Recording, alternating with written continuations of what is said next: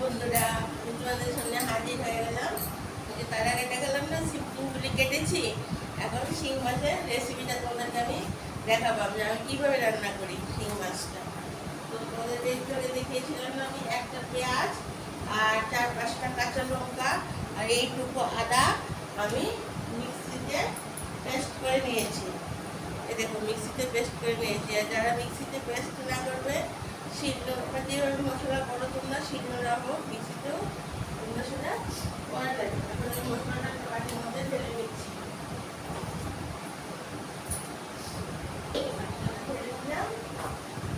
আর এটার সঙ্গে একটু মিক্সিং করলাম, কি একটু 1 চামচ হলুদ দিলাম, আর ছোট চামচটা দিয়ে 2 চামচ জিরের গুঁড়ো দিলাম, আর 1 চামচ ধনের গুঁড়ো দিলাম। তেলটা গরম বসিয়েছি, আর এখানে দিলাম যে যেরকম নুন খাও সেরকম পরিমাণ মতো একটু নুন। তেলটা অনেকটা গরম হয়ে গেছে কড়াইয়ে। দেখো সিম আলুগুলো আমি ভেজে নিয়েছি, একটু নুন হলুদ দিয়ে সিম আলুগুলো ভেজে নিয়েছি। আলুটা একটু আলাদা করে সিদ্ধ করে নিয়েছি, কারণ শক্ত শক্ত হয়ে যাবে। সেজন্য আলুটা আলাদা করে সিদ্ধ করে নিয়েছি, সিমটা সিদ্ধ করে নিই, তারপর নুন হলুদ দিয়ে ভালো করে ভেজে নিয়েছি। আর মশলাটা তো দেখলে, কাঁচা লঙ্কা, পেঁয়াজ, আদা, আর ছোট চামচে 2 চামচ জিরের গুঁড়ো দিয়েছি, একটু আদা দিয়েছি। ইচ্ছা করলে তোমরা জিরের গুঁড়ো নাও দিতে পারো। শিং মাছের ঝুলা, শিং মাছগুলো ভেজে নিয়েছিলাম, তোমাদেরকে আমি আগে দেখিয়েছিলাম। এই যে শিং মাছগুলো ভেজে নিয়েছিলাম। এখন আমি দেবো কি কালো জিরে ফোড়ন।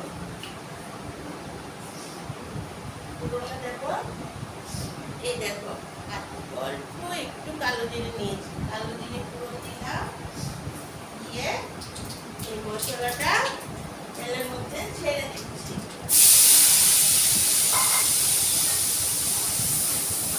তারপর আমি ভালো করে কষিয়ে নেব। তারপর আমি ভালো করে মশলাটা কষিয়ে নেব। মশলাটা ভালো করে না কষালে মাছের ঝোলের টেস্ট আসবে না।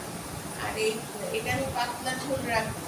এই ঝোলটা শিং মাছের ঝোলটা সেমভাবেই তোমরা আবার কাঁচা মানে শিম আলু না দিয়ে কাঁচা কলা দিয়ে করতে পারবে, আবার পেঁপে দিয়েও সেম মশলা দিয়ে পাতলা করে করতে পারবে। অনেক সময় আছে না, অনেকের পেটের প্রবলেম বা বেশি একটা মশলা খেতে পারে না, ওরা জিরের গুঁড়োটা না দিয়েও সেম মশলাটা দিয়ে, লঙ্কাটা আমি 4-5টা দিয়েছি, তোমরা দুটো লঙ্কা দিও, বা বাচ্চাদের লঙ্কা ছাড়াও কোনো মানুষদের এই ঝোলটা খাওয়ালে, আমাদের মতো সবার জন্যই এই শিং মাছের ঝোলটা খুব ভালো, আর খেতেও খুব ভালো লাগে। সানডেতে বেশিরভাগই মাংস, বিরিয়ানি, ফ্রাইড রাইস এসব খায়, তারপরে তিনি এই শিং মাছের ঝোলটা খেলে শরীরটাও খুব ভালো থাকে। মশলাটা ভালোভাবে কষিয়ে নিচ্ছি।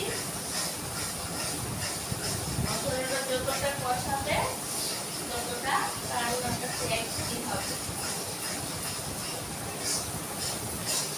মশলাটা আমি ভালো করে কষিয়ে নিচ্ছি। মশলাটা না কষানো হবে না।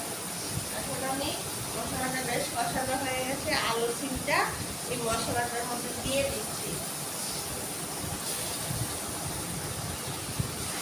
দিয়ে তারপর আবার একটু কষিয়ে নিচ্ছি।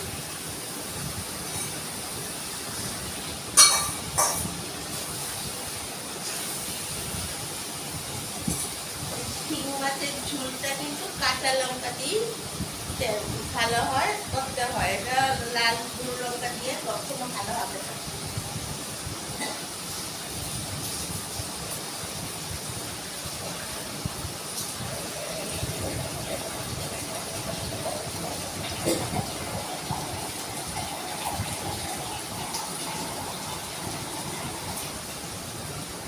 ঝোলটা দেওয়ার জন্য আমি মশলার বাটিটার মধ্যেই জল নিয়ে নিয়েছি, ভালো জল, আমাদের খাবারের জলটা নিয়ে নিয়েছি।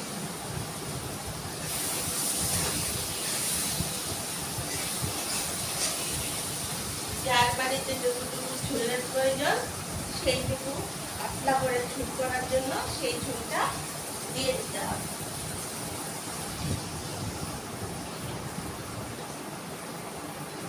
ঝোলটা দিয়ে দিলাম।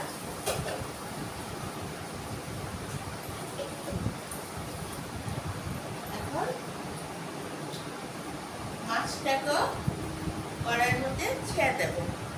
ঠিক আছে, যেন মাছটা একটু ফুটে, শিম আলু মাছটা নিয়ে ফুটবে। ফুটলে শিম মাছটা শরীরের জন্য খুব ভালো, তো ভালো হবে। তারপর সেটা আমি নামিয়ে মাছটা আমি ছেড়ে দিচ্ছি চুলের মধ্যে।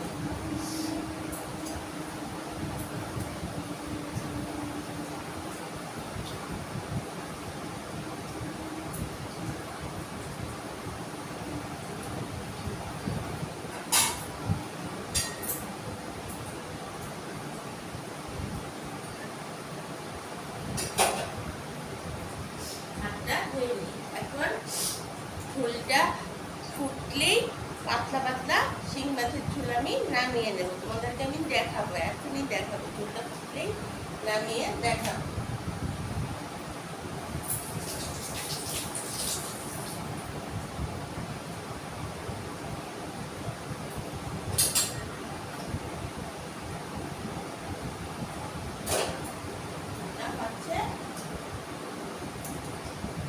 ঝোলটা হচ্ছে, তো তোমাদেরকে আমি দেখাবো।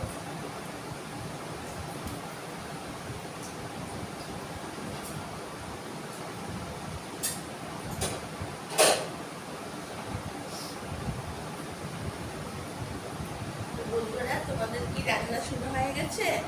তোমরা তো আমাকে কিছু বলছো না।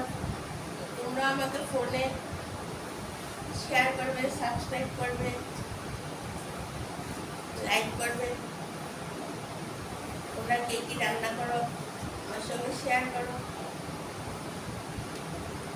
সেটা ফুটে উঠছে, ফুটে উঠলেই ঝোলটা পাতলা পাতলা ঝোল হয়ে যাবে। তারপর 2-3 মিনিট রেখে তারপর ঝোলটা, তো এতক্ষণ তো ঝোলটা পুরোপুরি আমি একটু বাটিতে করে নিয়ে তোমাদেরকে দেখাচ্ছি, কারণ ফোনের মধ্যে তো অনেকটা টাইমে তো দেখানো যাবে না।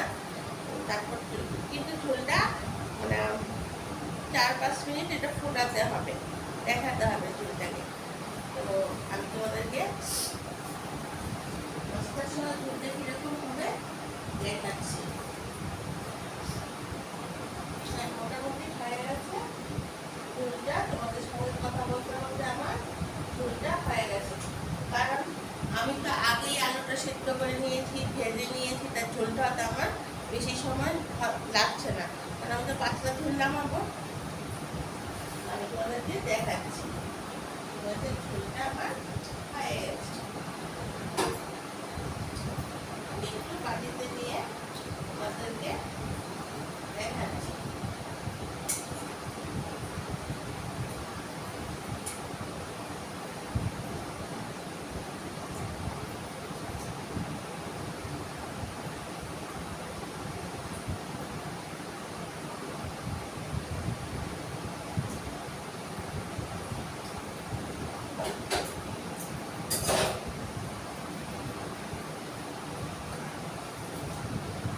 এই দেখো বন্ধুরা, আমার শিং মাছের ঝোল শিম আলু দিয়ে হয়ে গেছে। দেখেছ আমি রেসিপিটা কিভাবে করেছি?